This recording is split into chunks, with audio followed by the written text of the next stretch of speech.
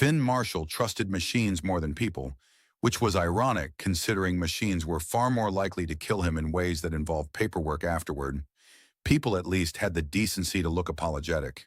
Machines simply displayed error messages and continued existing without shame. The cargo bay of the Orison's wake hummed with the steady, comforting vibration of systems that were working exactly as intended. Gravity plates held him firmly to the floor, magnetic rails guided freight containers into position, and the ship's central intelligence, officially designated ORI-7, but unofficially called ORI by every crew member who resented its authority, watched everything with quiet, invisible judgment. Finn rested his palm against a steel container and felt the faint tremor of its internal stabilizers. Inside was a diplomatic archive from the Illyrian systems, which meant it was fragile, priceless, and almost certainly capable of ruining his life if he mishandled it. Cargo handler Finn Marshall, Ori's voice emerged from the air itself, smooth and calm, like a teacher addressing a disappointing student. Your heart rate is elevated. Finn didn't look up. That's because I'm working. Your heart rate is elevated beyond standard working thresholds. That's because I'm working with things that could end civilizations if dropped. There was a pause, which Finn had come to recognize as Ori pretending to respect his emotional needs. Noted, Ori said, in the tone of someone who noted nothing. Finn smirked faintly and returned to securing the container. He liked cargo work because cargo didn't have expectations. It didn't need conversation. It didn't silently evaluate your worth based on posture, tone, or social hierarchy. Cargo either stayed where you put it or it didn't. The relationship was refreshingly honest. A soft chime echoed through the cargo bay. Ori spoke again. Diplomatic personnel entering cargo bay 3. Finn resisted the urge to groan. Diplomatic personnel were worse than malfunctioning machines. At least machines didn't expect you to care about their opinions. He turned, mostly out of professional obligation, and saw her. Ambassador Cyana moved with a kind of effortless balance that made the ship's artificial gravity seem like a suggestion rather than a law. She wore a fitted Illyrian diplomatic uniform, its smooth silver fabric catching the ambient light in subtle waves. Her posture was upright but not rigid, controlled but not mechanical. She looked human. Almost. Her ears were longer, rising gracefully along the sides of her head in elegant arcs. They gave her an appearance that was both delicate and impossibly precise, like she had been sculpted with more intention than most living beings. Finn immediately forgot how to stand normally. She approached the container he had just secured, her gaze calm and observant. Her eyes were not cold, but they were careful, measuring. This shipment, she said, her voice soft but perfectly clear, contains Illyrian cultural relics. Finn nodded, then realized nodding might not be diplomatically sufficient. Yes, he added helpfully. She looked at him. Finn considered resigning from existence. I have been instructed to personally verify their condition, she continued. Of course, Finn said. Then because his brain had betrayed him his entire life, he added, they're in very good condition, emotionally. Cyana blinked once. Finn wished for immediate death. The containers, he corrected, not the relics. I assume the relics have complex emotional histories, but I did not interact with them on that level. There was a pause. Cyana studied him. Finn prepared to be quietly reassigned to asteroid maintenance. Instead, she inclined her head slightly. Your clarification is appreciated. He had no idea what that meant. She stepped closer to the container, her hand resting lightly on its surface. Finn noticed the subtle differences in her movements. Illyrians were not stiff, but they were deliberate. Nothing was wasted. Nothing was accidental. Unlike him, who had once tripped over a stationary chair. Transport conditions have remained stable, she asked. Yes, Finn said. No unexpected gravitational fluctuations, no temperature deviations, and no accidental emotional bonding with cargo. She looked at him again. He immediately regretted continuing to exist. Before she could respond, the ship shuddered. It was subtle, barely noticeable, the kind of vibration most passengers would never feel. Finn felt it instantly. Years of cargo handling had tuned his body into a primitive warning system. He recognized instability, the way animals recognize storms. Ori's voice spoke calmly, which was never comforting. Minor gravitational recalibration in progress. Finn frowned. That doesn't sound minor. It is minor, Ori replied. The gravity flickered. It wasn't dramatic. It didn't throw anyone across the room. It simply weakened. Just enough. Finn felt his boots lose their perfect grip on the floor. His balance shifted unexpectedly, his center of gravity drifting half a step to the left. He adjusted automatically. Cyana did not move. She remained perfectly balanced, as if gravity itself respected her authority. Finn, meanwhile, continued being human. The gravity flickered again. This time, his heel slipped. It wasn't a fall. Not yet. It was the beginning of one. His body tilted backward, arms instinctively reaching for stability. The container was too far. The floor was unreliable. The universe itself had apparently decided to conduct an experiment involving his dignity. His hand reached out and found her. Time slowed. Not physically, emotionally. His palm made contact. Warmth, stillness, wrongness. His brain processed the reality of the situation in stages. First, he had touched the ambassador. Second, he had touched the ambassador in a place that diplomatic protocol had likely never anticipated. Third, he was absolutely going to die. The gravity stabilized, but it was too late. They stood frozen in silence. Finn did not breathe. Cyana did not move. Somewhere in the ship, a system chimed cheerfully, unaware that a life had ended. Very slowly, Finn removed his hand, like someone attempting to disengage from a live explosive.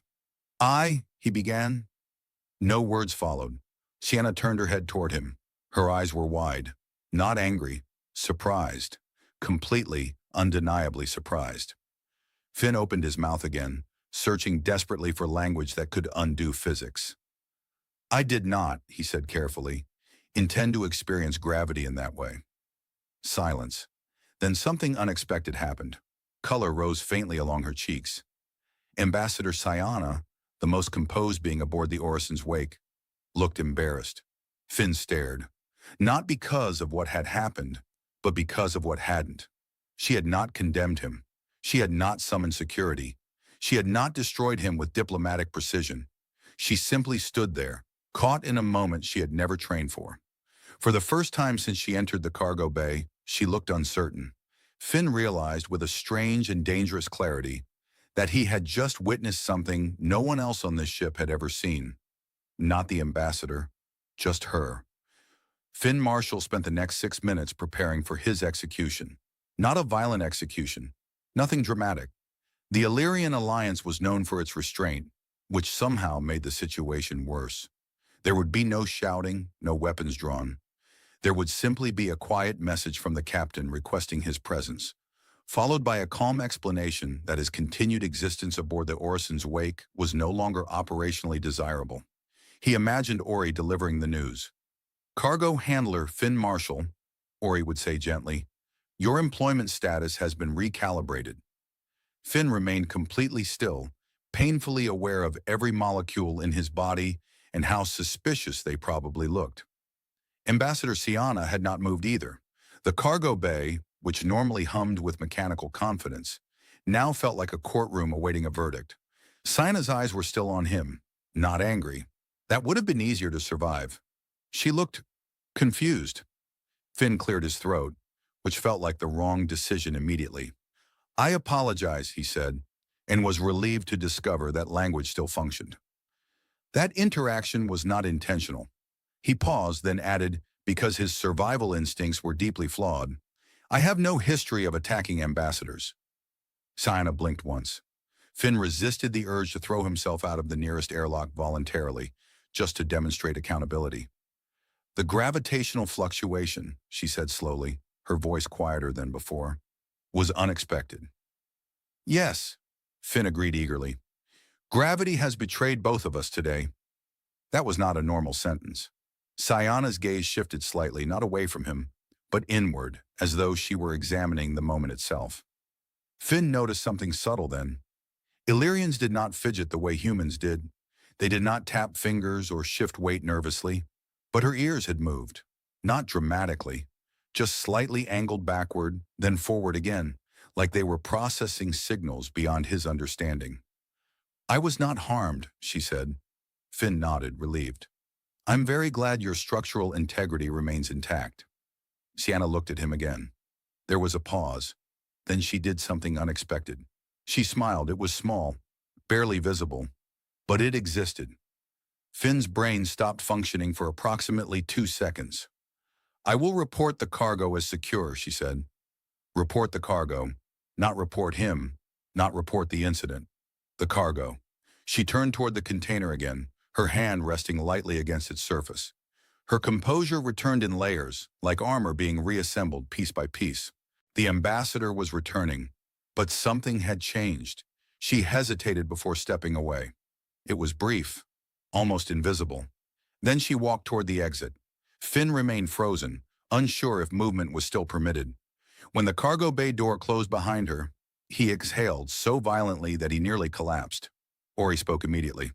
"Cargo handler Finn Marshall," the AI said, its voice carrying the faintest trace of something Finn chose to interpret as amusement. "Your heart rate has exceeded all previously recorded parameters." "I almost died," Finn whispered. "You did not die. I almost socially died." "Clarify." Finn stared at the nearest crate. "I touched an ambassador." There was a pause. Ori processed this information. "Clarification," Ori said. "Physical contact between crew and diplomatic personnel is not prohibited." Finn blinked. "It's not?" "It is uncommon." Finn laughed weakly. "That's one word for it."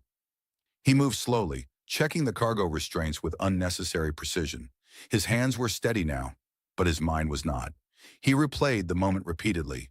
Her expression, not anger, not authority, embarrassment. Ambassador Cyana had not looked like a representative of an interstellar civilization. She had looked like a person caught in something awkward and unscripted. Ori spoke again. "You are distracted." "Yes," Finn said. "This may reduce your efficiency." "My efficiency has already been destroyed." "That is inaccurate. Your productivity has only decreased by 12%. "Emotionally, Ori, I am emotionally destroyed." Ori did not respond. Finn suspected the AI had no framework for emotional destruction. It only understood measurable loss. He finished securing the last container and stepped back, allowing himself a moment of stillness. The cargo bay felt different now, not physically, personally. He knew with absolute certainty that the next time he saw Ambassador Cyana, everything would be different. Either she would pretend nothing had happened, or she would remember everything. Ambassador Cyana did not immediately return to her quarters. Instead, she stopped in Corridor 7, standing beside one of the observation windows. The stars beyond the transparent alloy stretched infinitely in every direction, silent and indifferent. Her reflection stared back at her. Perfect posture, controlled breathing, composed.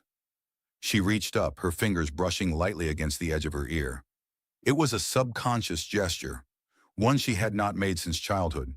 Illyrians were trained to maintain equilibrium at all times.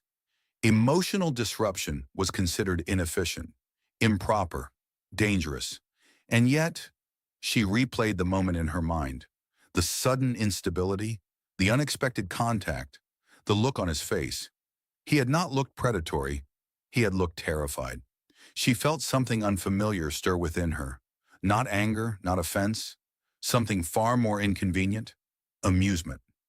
She inhaled slowly, steadying herself. This was irrelevant. She was an ambassador. He was cargo personnel. Their trajectories were not meant to intersect. And yet, they had. She lowered her hand.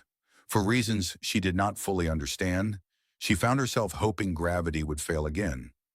Just slightly. Finn Marshall developed a new professional skill over the next 48 hours, avoiding one specific person with the precision of a military operation. It was not easy. The Orison's wake was a diplomatic transport vessel, not a cargo freighter. Its corridors were designed for efficiency and visibility, which meant there were very few places to hide your shame. Every reflective surface became an opportunity to accidentally see someone approaching. Every intersection became a test of reflexes and dignity. Finn had never realized how often Ambassador Cyana moved through the ship. Now he noticed everything. He noticed when the corridor lights shifted tone to match Illyrian visual comfort standards. He noticed when Ori subtly rerouted foot traffic to accommodate diplomatic movement. He noticed how other crew members unconsciously straightened when she passed, like plants responding to sunlight. And he noticed how he immediately turned around and walked in the opposite direction. "Cargo handler Finn Marshall," Ori said gently in his ear implant, "your current walking pattern is statistically inefficient. I'm exploring alternative routes. You have walked past Cargo Bay 6 times. I like Cargo Bay 3. You have not entered Cargo Bay 3. Finn clenched his jaw. "I'm building suspense." Ori did not respond, which Finn interpreted as silent judgment. He turned another corner, carefully scanning the corridor ahead. Empty. Good. He continued forward, allowing himself to relax slightly. That was when he heard her voice behind him. "Cargo handler Finn Marshall." His soul left his body. Not metaphorically.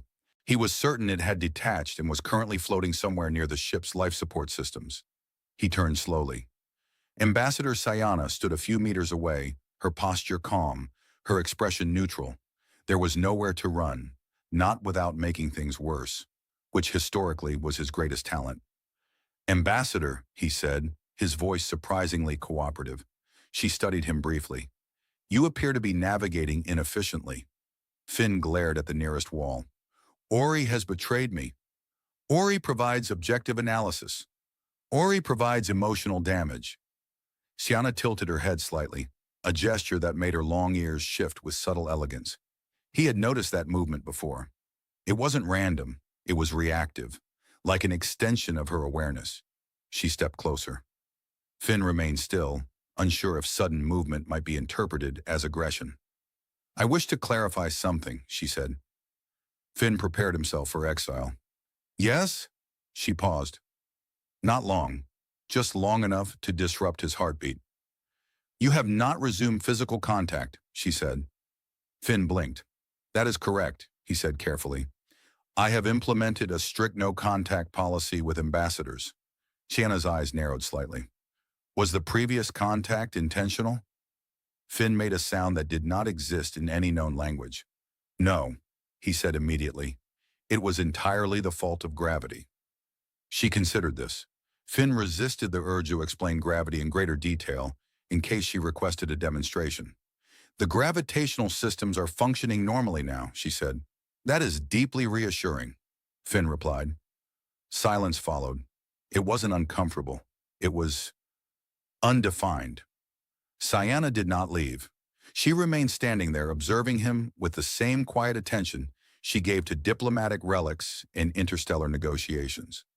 Finn became painfully aware of his hands. He did not know what to do with them. They felt suspicious. He folded his arms, then unfolded them, then placed them at his sides, which felt too formal. Cyana noticed. "Are your arms malfunctioning?" she asked. Finn stared at her. "No. You are repositioning them frequently.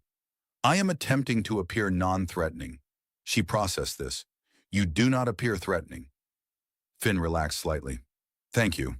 She paused. "You appear unstable." Finn frowned. "Emotionally or structurally?" She did not answer immediately. Finn realized she was serious. He sighed. "Emotionally." She nodded as if confirming an internal hypothesis. "I have observed human behavior," she said. "Embarrassment appears to disrupt motor coordination." "That is accurate," Finn said. "Embarrassment is one of humanity's most powerful weapons against itself." Cyana absorbed this information with genuine interest. "Illyrians do not experience embarrassment in the same way." Finn raised an eyebrow. "What do you experience?" She hesitated. It was the first time he had ever seen her hesitate during a direct question. "We experience awareness of deviation from expectation," she said carefully. "That sounds like embarrassment with better marketing." Cyana's lips pressed together. For a moment, Finn feared he had crossed a diplomatic line. Then unexpectedly, her mouth curved slightly. Not fully, but enough. He stared. "You are amused," he said. She tilted her head again. "I am uncertain." "That's how it starts." She studied him. You speak as if you possess expertise. I am one of the galaxy's leading experts in accidental humiliation. This time she did not hide the reaction. It wasn't laughter. Not exactly, but it was close. The corridor lights reflected faintly in her eyes, and for the first time since he had met her, she did not look like someone who existed above everyone else. She looked like someone standing beside him. Ori's voice suddenly spoke in Finn's ear. Cargo handler, Finn Marshall, you have been stationary for 6 minutes. Finn resisted the urge to scream. I am engaged in diplomatic recovery, he whispered. That is not an assigned duty. It is now. Cyana noticed his expression shift. You are communicating with the ship, she said. Yes, Finn replied. It's monitoring my emotional collapse. She seemed to consider this possibility seriously. The ship monitors emotional states? It monitors everything. Cyana looked up slightly, as if acknowledging Ori directly. Finn wondered what Ori thought of her. Probably that she was operating outside predictable parameters. He knew the feeling. She returned her gaze to him. I believe, she said slowly, that the previous incident was statistically valuable. Finn blinked. Valuable. It provided data I had not previously experienced. He frowned. Data about gravity? She met his eyes. Data about humans. He did not know what to say to that. For once in his life, Finn Marshall had no joke ready, and somehow that made the moment more dangerous than anything gravity could have done. The first time Ambassador Cyana attempted humor, Finn Marshall thought the ship had malfunctioned. It happened in Cargo Bay 3, which Finn had returned to with cautious optimism. Cargo made sense. Cargo did not develop emotional complexity. Cargo did not remember things. Unfortunately, Ambassador Cyana did. She entered the cargo bay with the same calm precision she always carried, her silver uniform catching the ambient light. Finn noticed her immediately, which was unfortunate, because pretending not to notice her had been his primary survival strategy. He considered hiding behind a container labeled agricultural nutrient mass, but decided that would be professionally suspicious. Ambassador, he said, maintaining a respectful distance equivalent to approximately 3 personal regrets. Cargo handler Finn Marshall, she replied.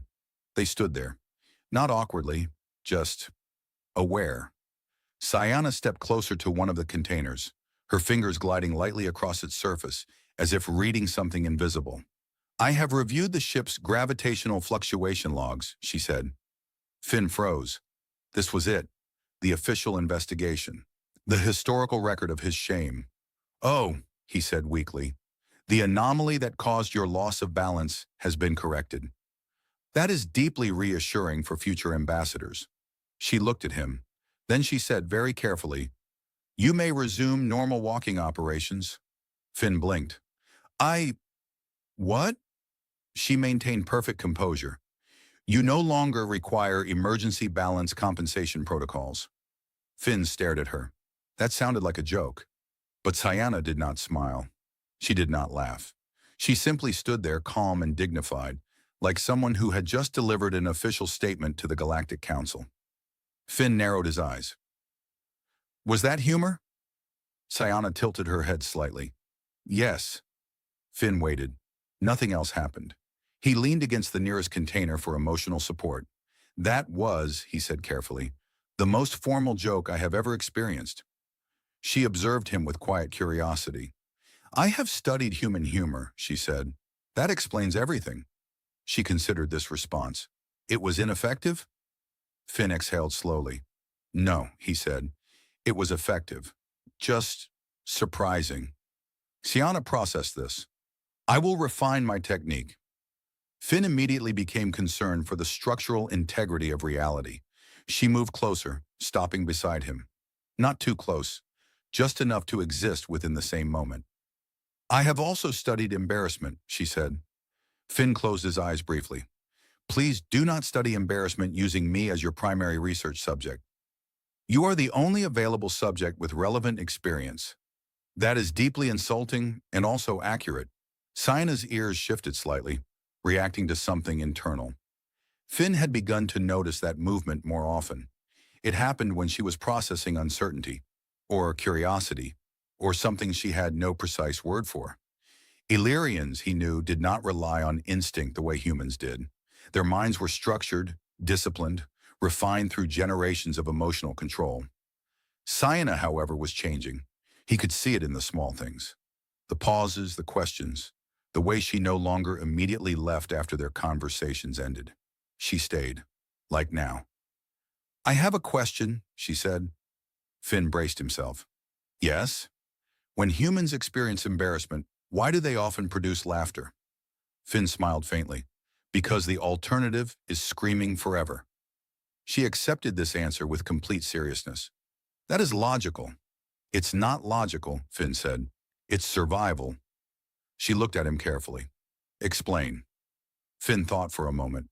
"When something unexpected happens," he said, "especially something that makes you feel exposed, laughter helps you regain control. It turns the moment into something shared instead of something isolating." Cyana absorbed this slowly. "Shared," she repeated. "Yes." She looked down briefly, her fingers resting lightly against the cargo container. The metal reflected her distorted outline. "I did not experience isolation," she said quietly. Finn frowned. "You didn't?" She looked back at him. "No." That answer stayed between them, unprocessed and enormous. Ori's voice suddenly spoke through the cargo bay. "Attention! Minor navigational adjustment in progress." Finn stiffened immediately. Cyana noticed. "You anticipate gravitational instability," she said. "Yes," Finn admitted. The floor hummed faintly beneath their feet. Gravity remained stable. But Finn did not relax. Cyana watched him. "You do not trust the ship." "I trust the ship," Finn said. "I don't trust the universe." She considered this distinction. "The universe," she said slowly, "is statistically consistent." Finn laughed softly. "Not where I'm standing." She studied him again. Then very deliberately, she shifted her stance. Just slightly, not enough to touch him, but enough that if gravity failed again, he would not fall alone. Finn noticed immediately. His heart did something structurally irresponsible. "You don't need to do that," he said quietly. "I am aware," she replied. Neither of them moved. Gravity remained stable, but something else had shifted, something neither of them fully understood. And for the first time since the accident, Finn realized he was no longer afraid of falling. Finn Marshall discovered that routine was an illusion.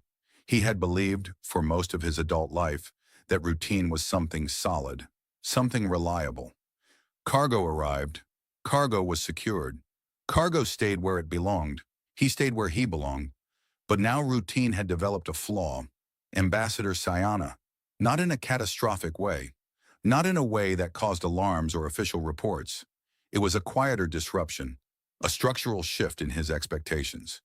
She appeared in places where she did not need to be. Cargo bays that held no diplomatic priority. Corridors that offered no strategic advantage. Observation decks at hours when even the stars seemed tired. And every time she appeared, she asked questions. Not diplomatic questions, personal ones. It was deeply suspicious. "Why do humans assign names to machines?" she asked one cycle while standing beside him as he calibrated a gravlock clamp. Finn did not look up. "Because it feels rude not to." "The machine does not experience rudeness." "That's what it wants you to think." She considered this with alarming seriousness. He adjusted the clamp, tightening it until it hummed with quiet compliance. The container in front of him held a compressed atmospheric processor designed for terraforming operations. It was capable of rebuilding entire ecosystems. Finn trusted it completely. It had never asked him emotionally complex questions. Cyana stepped closer, observing the container. "You rely heavily on mechanical systems," she said. "Yes." "You trust them?" "Yes." She looked at him. "You do not trust yourself." Finn froze. He stared at the clamp in his hand as if it had betrayed him by allowing that sentence to exist. "That's not," he began. He stopped. "Because it was." He sighed. "I trust myself to move cargo," he said carefully, "but not to navigate unpredictable variables." He glanced at her. "You mean people?" She did not answer immediately. Her silence confirmed everything. Finn leaned back against the container. "Machines follow rules," he said. People don't. Cyana's ears shifted slightly. Illyrians follow rules. Not all of them, Finn said. She tilted her head. He met her eyes. You're here. That was not a diplomatic statement. That was a truth. She absorbed it without retreating. I am here, she said. Ori's voice suddenly emerged from the overhead speakers. Ambassador Cyana, your presence in Cargo Bay 3 is not required. Finn smirked. Cyana did not look up. I am aware, she said calmly. You have remained in Cargo Bay 3 for 47 minutes. I am aware. Finn covered his mouth to hide his grin. Ori paused. Clarify purpose. Cyana glanced at Finn. Finn immediately looked at the container like it had important emotional needs. I am observing, she said. Clarify observation subject. She did not hesitate. Human behavior. Finn choked. Ori went silent. Not because it lacked a response, because it was thinking. Finn imagined the ship's central intelligence reallocating processing power, attempting to understand why an Illyrian ambassador was studying a cargo handler like an unsolved equation.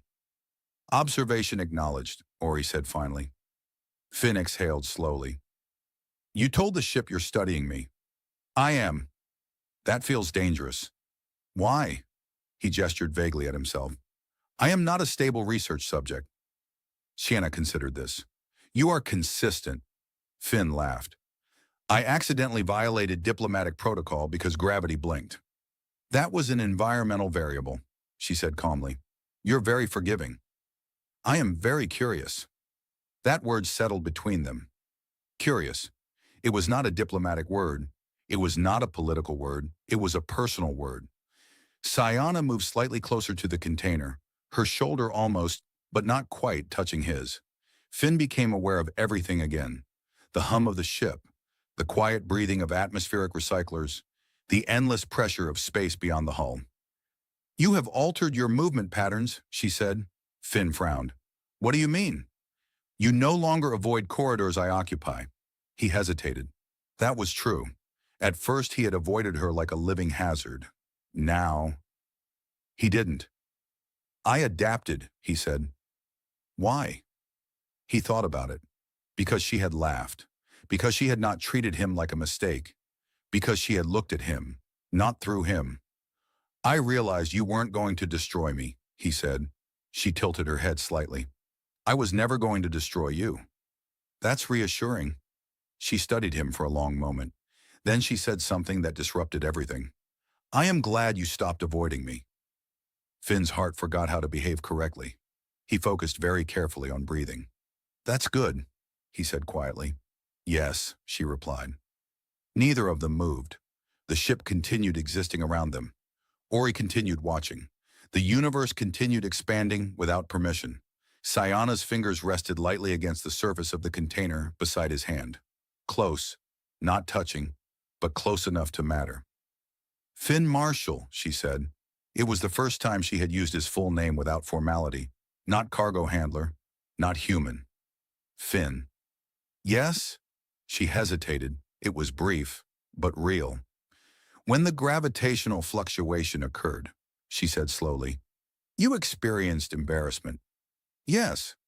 I experienced something else. He waited. She met his eyes. Relief. Finn frowned. Relief? Yes. He did not understand. She noticed. For the first time since boarding this vessel, she said, someone interacted with me without preparation. He stared at her. Not as an ambassador, not as a representative, just her. You fell, she said softly. Yes. And so did I. Finn looked down at the space between their hands. Gravity had not failed this time, but something else had shifted, and neither of them were standing where they had been before. Finn Marshall had stopped measuring time in hours. He measured it in encounters. 3 encounters ago, Cyana had asked him why humans leaned against walls when thinking. 2 encounters ago, she had attempted another joke and accidentally sounded like a legal contract. 1 encounter ago, she had stood beside him in silence for 9 minutes and 32 seconds, without either of them inventing a reason to leave. Now he was pretending to recalibrate a grav stabilizer that did not require recalibration. Ori noticed immediately. Cargo handler Finn Marshall, the ship said calmly. That stabilizer has been calibrated 12 times. Finn tightened a bolt anyway. It has emotional instability. Clarify. It doesn't believe in itself. Ori paused. Finn imagined the ship's processors briefly considering the possibility of mechanical self-esteem. No instability detected, Ori replied. Finn leaned closer to the stabilizer, lowering his voice. That's exactly what it wants you to think. Ori did not respond. He suspected the ship was learning to ignore him for efficiency. Footsteps approached behind him. He didn't turn immediately. He didn't need to. He knew. Cyana stopped beside him, her presence as distinct as a change in gravity. Not heavy, not intrusive, just undeniable. You are repairing a stable system, she said. Finn nodded seriously. I am reinforcing its confidence. She considered this. Your machines appear emotionally fragile. They live difficult lives. She was silent for a moment. Then, unexpectedly, she leaned slightly closer to the stabilizer, studying it as if it might reveal hidden suffering. Finn watched her from the corner of his eye. He was no longer surprised when she played along. He was surprised that he wanted her to. The ship is adjusting course, she said. I felt that, Finn replied. It was subtle. The floor beneath them carried a faint shift, a whisper of motion as the Orison's wake reoriented itself around a gravitational current flowing from a nearby neutron star. The ship's navigational field compensated automatically, bending space-time just enough to glide safely through the invisible pressure. Cyana placed her hand against the nearby wall. You perceive these adjustments instinctively, she said. Cargo handlers develop a survival relationship with gravity. She looked at him. You speak of gravity as if it is alive. Finn shrugged. Gravity has opinions. She absorbed this with quiet seriousness. You assign intention to natural forces? It makes them easier to negotiate with. Cyana's ears shifted slightly. Finn noticed again. He always noticed. She had begun standing closer than necessary, not touching, never touching, but existing within a distance where accidental contact would no longer feel accidental. Ori's voice interrupted them. Ambassador Cyana, you are scheduled to attend diplomatic synchronization in 12 minutes. Cyana did not move. I am aware. You have not prepared. I am prepared. Ori paused. Finn imagined the ship silently reconsidering its authority. Cyana remained beside him, still, present. Finn realized something uncomfortable. He was no longer nervous around her. The panic was gone. The constant fear of saying the wrong thing, doing the wrong thing, existing incorrectly in her presence, had faded into something else, something quieter, something more dangerous. Comfort. You are distracted, she said suddenly. Finn frowned. I am working. You have tightened the same bolt 4 times. He stared at the bolt. It stared back. Redundancy is a sign of professionalism. She did not challenge this. Instead, she said, I have a question. Finn braced himself. Her questions had consequences. Yes? She hesitated. That still surprised him. She had faced interstellar negotiations without hesitation. She had spoken before planetary councils without uncertainty. But with him, she hesitated. When humans anticipate separation, she said slowly, they exhibit behavioral changes. Finn felt the stabilizer slip slightly in his grip. Separation? This vessel will arrive at its destination in 4 days. 4 days, he knew that. He had always known that. But hearing it spoken aloud changed its shape. Cyana watched him carefully. You did not react, she said. Finn forced his voice to remain steady. I reacted internally. She considered this. Explain. He leaned back against the wall, crossing his arms. When something is inevitable, he said, humans sometimes delay emotional acknowledgement. She absorbed that. You are delaying acknowledgement. Yes. She looked down briefly. Her fingers rested lightly against the wall beside his hand. Close, not touching. Close enough. I am not programmed for delay, she said. Finn smiled faintly. You're not programmed at all. She looked at him. That is correct. Silence settled between them. Not empty. Full. Cyana's ears shifted again. He wondered if she knew she did that. He wondered if Illyrians ever lost control of their composure entirely. He wondered what she would look like if she did. I have also observed another human behavior, she said. Finn waited. When humans experience connection, she continued, they attempt to preserve it. Finn's chest tightened. That sounds accurate. She met his eyes. How do they preserve it? He hesitated. There was no correct answer, not one that wouldn't change something. They remember, he said finally. She was quiet. I will remember, she said. Not dramatically, not emotionally, just truthfully. Ori's voice spoke again. Ambassador Cyana, diplomatic synchronization begins in 8 minutes. Cyana did not move immediately. She remained beside him, present, real. Then slowly she stepped back. Not far, just enough. Finn felt the distance instantly. Not physical, something else. She turned toward the corridor, then paused. She looked back at him. Finn Marshall, she said. He met her gaze. Yes? She hesitated, just briefly. You have improved your balance. He laughed softly. That's the nicest thing anyone's ever said to me. Her lips curved slightly. Then she left. Finn remained where he was. The stabilizer no longer needed adjustment. Nothing did. And yet, for the first time in his life, he felt something he could not fix. Time, moving forward without asking permission. The last day arrived without permission. Finn Marshall knew it before Ori announced it. He felt it in the ship's rhythm.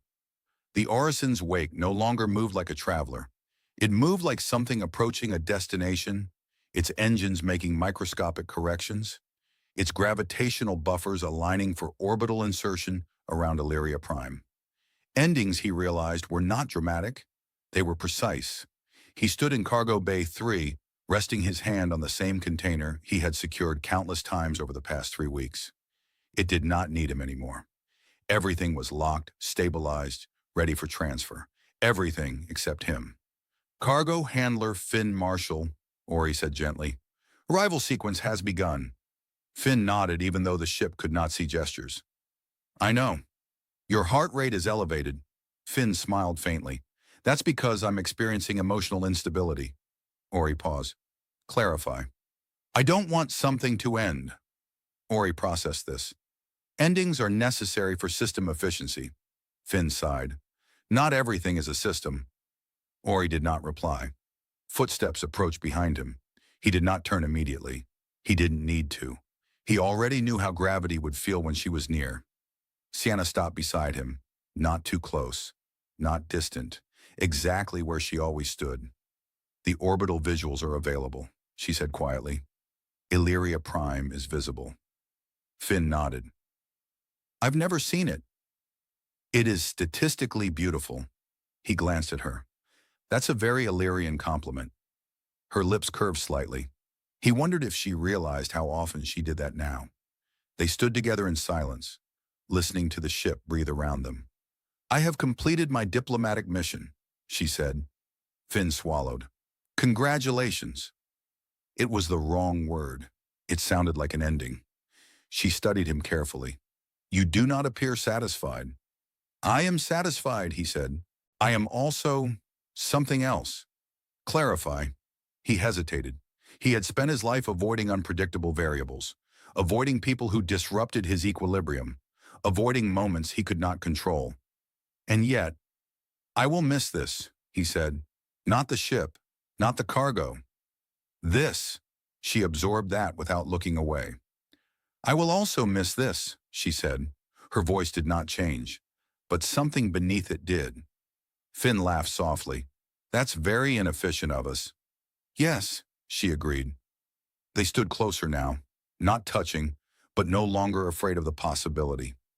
Cyana looked down briefly, then back at him. When the gravitational fluctuation occurred, she said, I experienced deviation from expectation. Finn smiled faintly. That's one way to describe it, she continued. It disrupted my composure. Yes, it disrupted my certainty. He nodded. She met his eyes. It improved my existence. Finn stopped breathing, not because he forgot, because he understood. He thought back to the man he had been 3 weeks ago. A cargo handler who trusted machines more than people. A man who measured his life in secured containers and predictable outcomes. A man who avoided falling. "You improved mine too," he said quietly. Ori's voice interrupted them. "Orbital insertion complete. Docking sequence will begin in 5 minutes." 5 minutes. Time, he realized, was a system after all. Relentless. Uncompromising. Cyana stepped closer. Closer than ever before. Her hand moved, slowly, deliberately. She placed it against the cargo container beside his hand, not touching him, but choosing proximity. "I have studied human humor," she said. Finn smiled. "And?" She hesitated. Then she said very carefully, "I believe gravity is unreliable." Finn laughed. It wasn't loud. It wasn't forced. It was real. "That's the best joke you've ever told." She watched him. "Your laughter," she said, "is statistically valuable." "That means it's working?" "Yes."